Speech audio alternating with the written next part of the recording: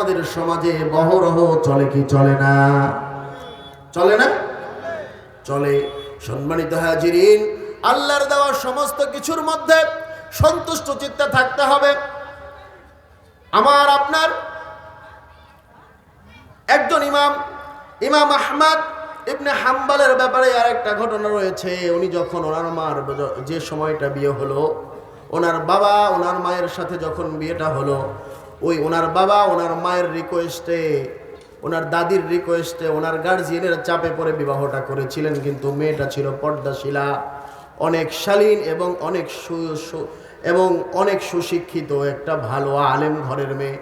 জোরে বলেন না সুবহানাল্লাহ। কিন্তু ওনার বাবা এই বিয়েতে রাজি ছিলেন না। পরিবারের মানুষ ওনাকে বারবার জোর করে বললেন যে না, মেয়েটা ভালো বংশের, ভালো ঘরের মেয়ে। মানুষ একটা কথা বলে, জাতের মেয়ে কালো ভালো আর নদীর জল ঘোলা ভালো। ফ্যাক্টরি যদি ভালো হয় প্রোডাক্ট ভালো হবে, গাভী যদি ভালো হয় বাছুর ভালো দেবে, দুধটা যদি ভালো হয় মাখন ভালো হবে।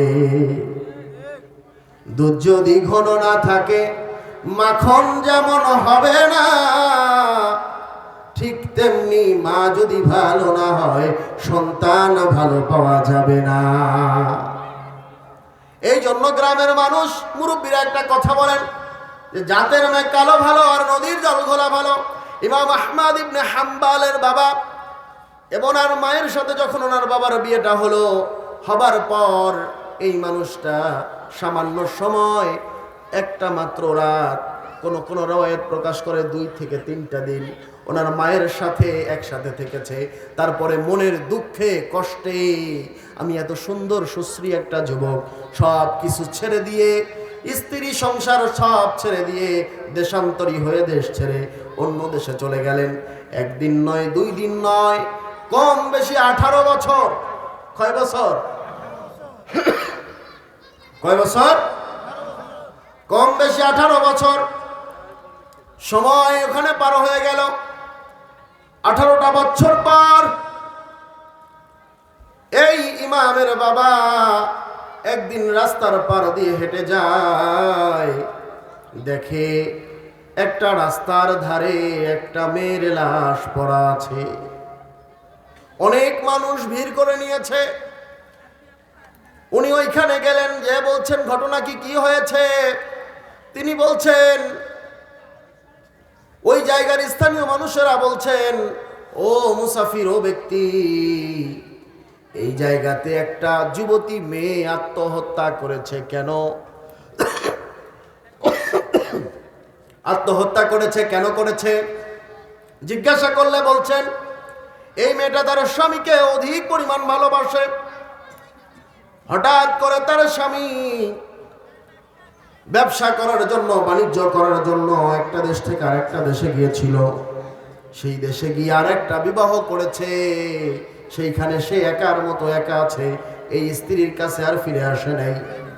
কেউ কেউ বলেন যে না, ঘটনাটা এমন ছিল, ওই স্ত্রীর স্বামীটা হঠাৎ করে মারা গিয়েছে। স্বামীর সঙ্গে ব্যক্তি থাকতে না পেরে আত্মহত্যা করেছে। তখন ওই ব্যক্তি, ইমামের বাবা হাম্বল রহমতুল্লাহি আলাইহি, তিনি তার অন্তরের মধ্যে একটা টান দিলেন যে স্ত্রী এত ভালোবাসতে পারে, স্ত্রী এত ভালোবাসতে পারে। আমার তো একজন স্ত্রী আছে, আমি আজ 18টা বছর বাড়ি ছাড়া, ঘর ছেড়ে, বাড়ি ছেড়ে আমি চলে এসেছি। চলে আসার পরে এখন এই পরিস্থিতিতে 18টা বছর পার করলাম, আর সময় কি হবে, স্ত্রীর কথাটা মনে উঠেছে।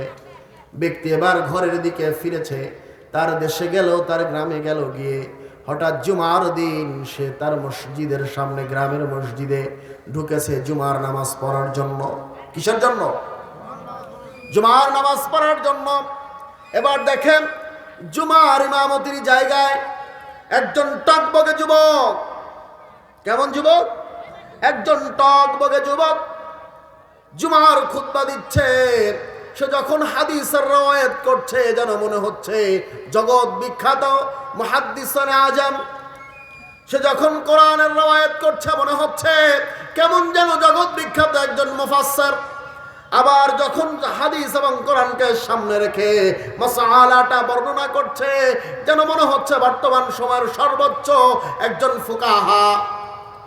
এইরকম ধারণা যখন সামনে চলে এসেছে, এবার তিনি মনে মনে তার পিছনে নামাজ আদায় করলেন, আর মনে মনে ভাবছেন তার পিছনে নামাজ আদায় করছেন, আর মনে মনে ভাবছেন এই ছেলেটার বয়সটা কতই বা হবে, 18 থেকে 20 বছর। আজ থেকে 18 বছর আগে আমার একজন স্ত্রী ছিল, আমি যদি আমার স্ত্রীর সাথে সময় কাটাতাম আর যদি ঠিক মতো থাকতাম, হয়তো আমারও এমন একটা সন্তান থাকতো। কি থাকতো? এমন একটা সন্তান থাকতো। এবার বলছেন এই নামাজ পড়ার পর সবাই চলে গেছে, ইমাম আর বের হয় না, ওই মানুষটা আবার বের হয় না। 18 বছর পরে ও তো কোনোদিন বাবাকে দেখে নেই, চেনার কথা নাকি? গ্রামের কোনো মানুষ ওনাকে চিনতে পারছে না, কেউ ওনাকে চেনে নাই। 18 বছর আগের কথা, অনেক মুরব্বীরা মারাও গেছে, যায় না এমন? মারা গেছে। ওনার সমবয়সী 2-1 লোক আছে, তাও খুব একটা চিনতে পারছে না, বৃদ্ধ বয়স হয়ে গিয়েছে। এবার ইমামের বাবা শেষ মুহূর্তে যখন ইমাম নামাজ শেষ করে 1 পায়ে 2 পায়ে মসজিদ থেকে বের হবে, এবার ইমাম চিন্তা করছে আপনাকে তো কোনোদিন দেখি নাই, হ্যাঁ মুসাফির, আপনি তো আমার গ্রামের কোনো পরিচিত মানুষ নয়, আপনি কে, কোথা থেকে এসেছেন, কোথায় যাবেন, কি সমাচার? যখন খোশ আলাপ করতে শুরু করে দিয়েছেন, এবার বলছেন ও ইমাম সাহেব, হুজুর আমি এই গ্রামেরই সন্তান, তবে তার আগে আপনার পরিচয়টা যদি আমাকে দেন আমি বড় খুশি হয়ে যেতাম। এবার জিজ্ঞাসা করছে আপনি আমার কাছে কি পরিচয় চান? আমার বাড়িটা তো এখানেই, আমি এই জায়গার একটা হতভাগা সন্তান, আমি এই জায়গার একটা হতভাগা সন্তান। আমি জন্মের পরে কোনোদিন আমার বাবাকে দেখি নাই, আমি জানি না আমার বাবা মরে গেছে না বেঁচে আছে, আমি জানি না আমার বাবা মরে গেছে না বেঁচে আছে। ও পথিক, ও মুসাফির, আমার নাম আহমদ আর আমার বাবার নাম হলো হাম্বাল, এই জন্য আমার নাম সকলে আমার বাবার নাম সহ বলে ইমাম আহমদ ইবনে হাম্বাল। আর ইমাম আহমদ ইবনে হাম্বাল আমার পরিচয়। এবার এই ব্যক্তি, ওর পিতা আশ্চর্য হয়ে গেছেন, আমি মনে মনে ভাবছি কি আরো নামটা বলে কি?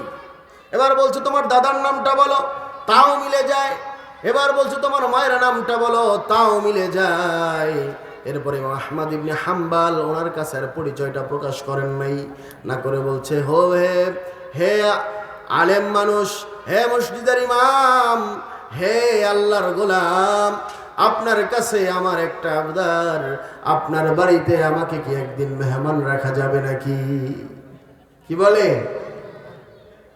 আপনি তো আমাকে পথিক হিসাবে চেনেন, আমার তো এখানে পরিচিত আর কেউ নাই, আমাকে কি একটা দিন আপনার বাড়িতে মেহমান বানানো যাবে কিনা?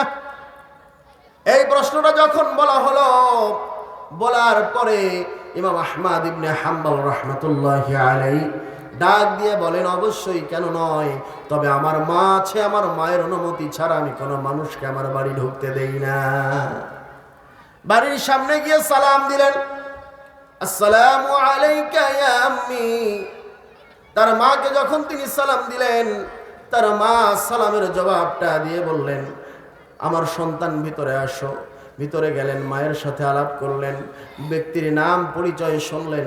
এবার যখন ওই ব্যক্তি ঘরে ঢোকার সময়, বাড়ির মধ্যে ঢোকার সময় সালাম দিচ্ছেন, ওই সালামটা শুনেই মা বলছেন হে ইমাম আহমদ ইবনে হাম্বল, ওই পথিকার কেউ নয়, তোমার বাবা। জোরে জোরে বলেন না সুবহানাল্লাহ।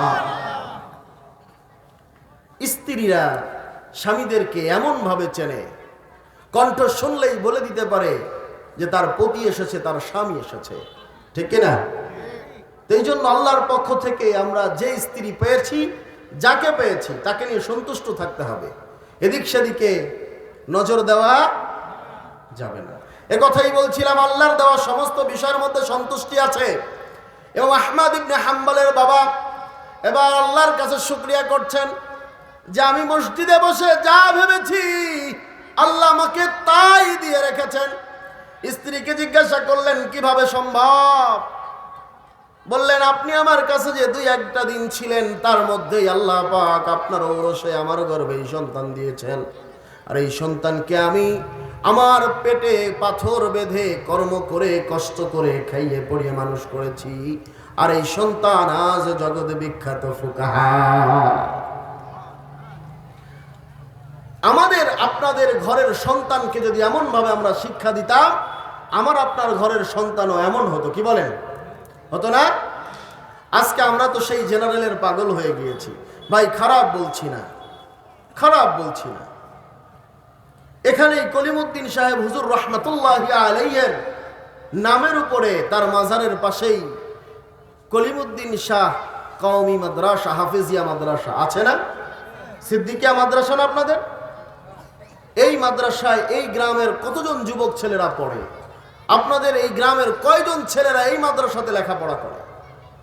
একটু খুঁজে দেখেন তো, দেখবেন যে এই মাদ্রাসার পাশেই হয়তো বাড়ি, অন্য জায়গা পড়ছে। কত বাইরের সন্তানেরা এখানে এসে হাফেজে কোরআন হচ্ছে, কিন্তু ঘরের সন্তান হাফেজ হতে পারছে না, সহিহ শুদ্ধ করে কোরআন শরীফ তেলাওয়াত করতে পারছে না। বাস্তবতা নয় কি এটা?